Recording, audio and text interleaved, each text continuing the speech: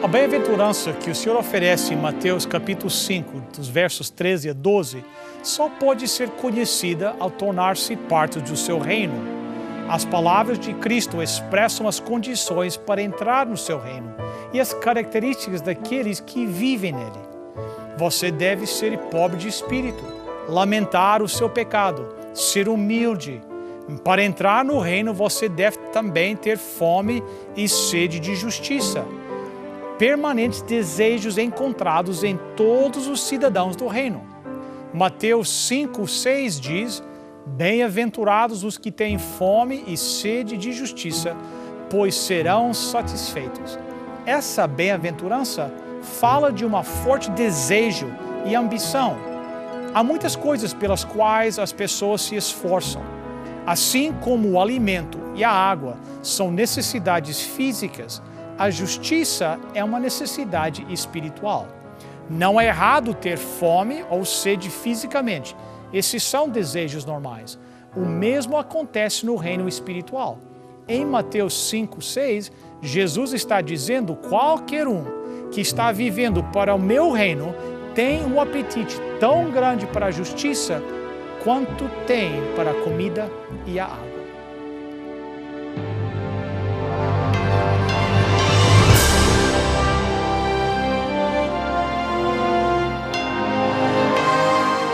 Venceu a prova do tempo. O livro de Deus, a Bíblia, ainda relevante neste mundo complexo. Está escrito Canadá, partilhando mensagens de esperança ao redor do mundo.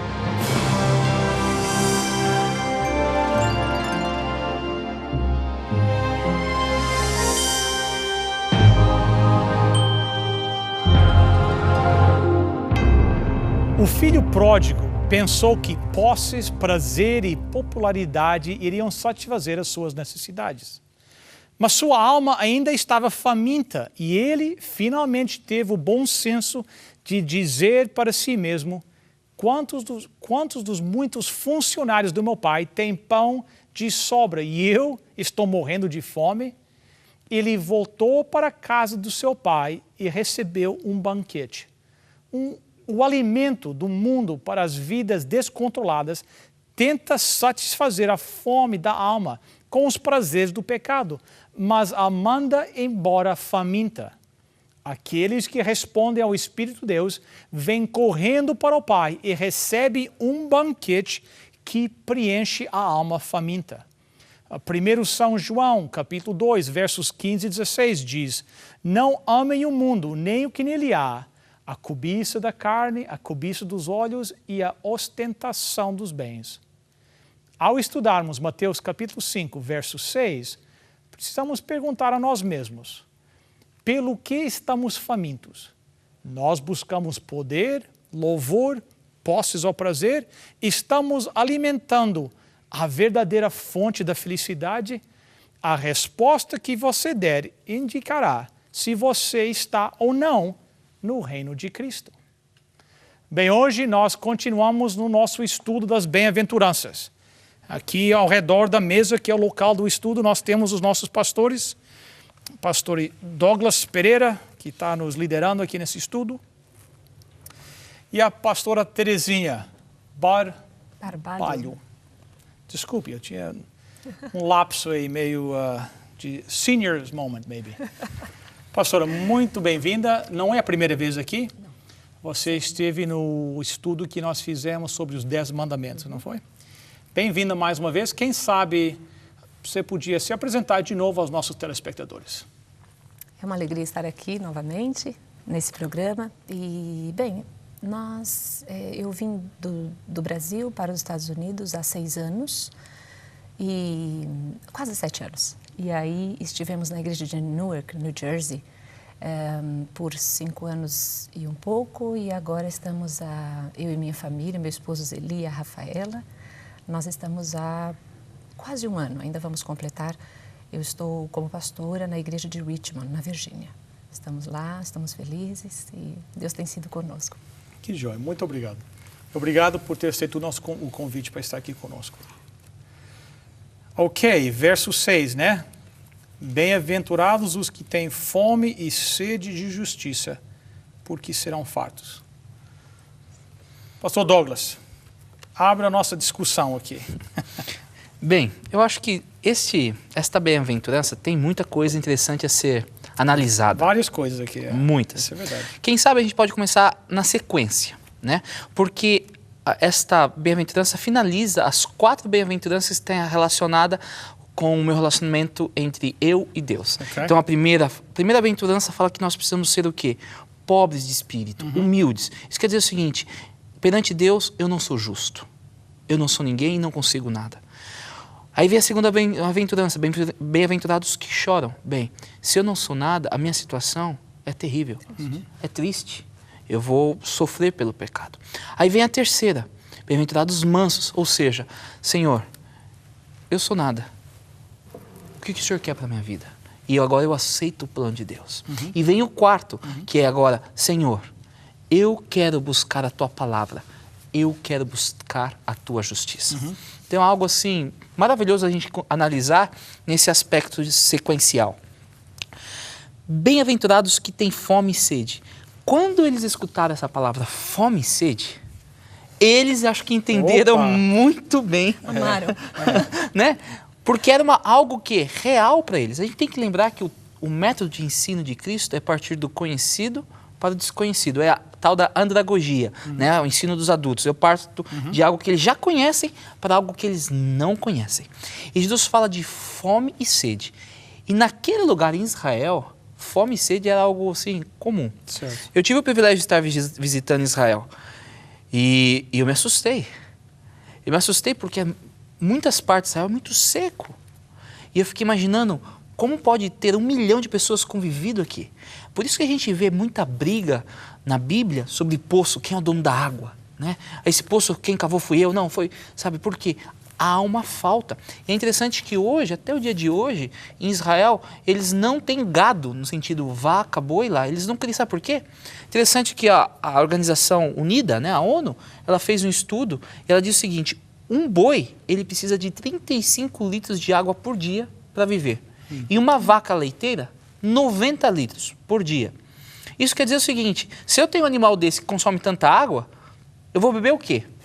Então, até hoje, em Israel, eles não têm criação. Eles importam de vários lugares do mundo, até do Brasil, porque sai mais barato trazer a carne de um outro país do que ter lá, porque tem uma grande necessidade, tanto de água como de alimento. Mas Jesus agora, ele amplia. Essa necessidade não é de alimento que eu quero discutir aqui. É a necessidade de quê? De justiça. E eu acho que aqui é o cerne do nosso estudo. Precisamos ter a necessidade de justiça, como assim nós temos a necessidade de comer e beber. E não é assim a necessidade que nós temos aqui, da meio-dia, vamos comer, ou passou 1 hora, eu estou com fome. É fome? Fome mesmo. Sede, intensivo, né? Sede mesmo. Aquela fome intensiva. Com certeza. Fome que se não for saciada, você morre. É isso mesmo. É bem isso mesmo. Mas fome e sede de justiça. O que é essa justiça? Bem, deixa eu começar a falar, porque a gente tem uma doutora, que é a Terezinha tô com vontade também. de falar. A Terezinha, ela é uma advogada também, né? Formada em Direito. Na Bíblia, John Stott, ele fala que a justiça tem 3 prismas, quando a gente vê a justiça bíblica e desse texto principalmente. Ele põe o seguinte, nós não somos justos por nós mesmos. E para nós sermos salvos, nós precisamos ser justos. Então, como nós somos salvos?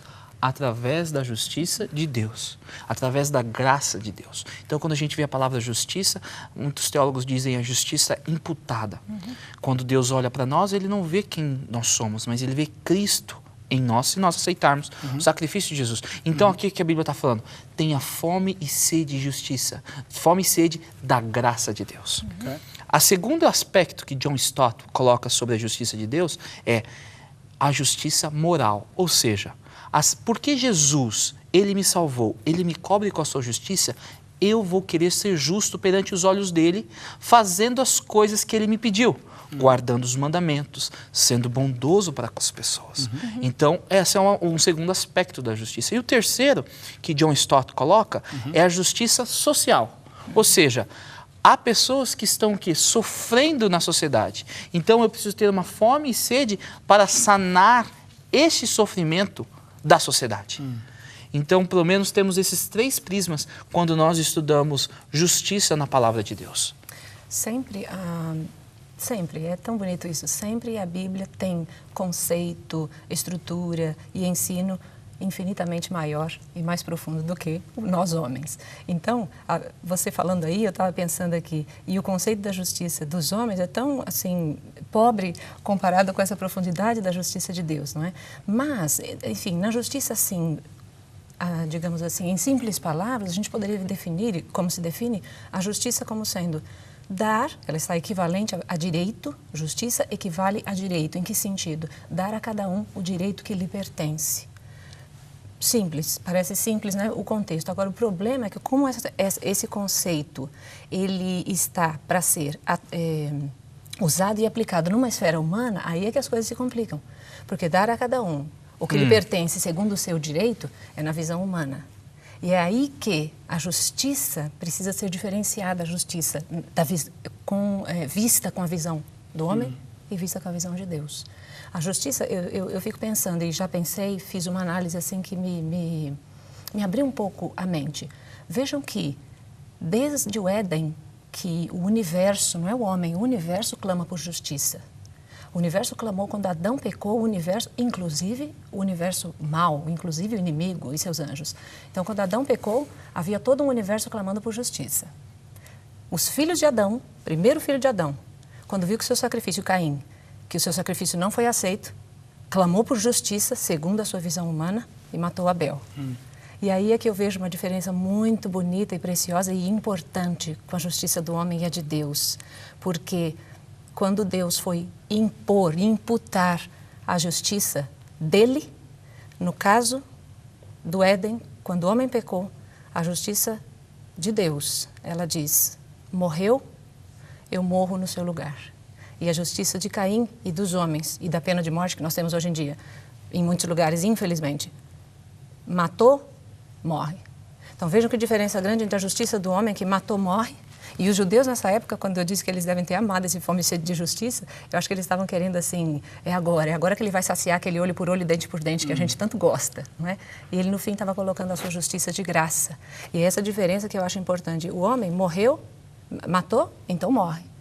E na justiça de Deus, matou, eu morro no seu lugar.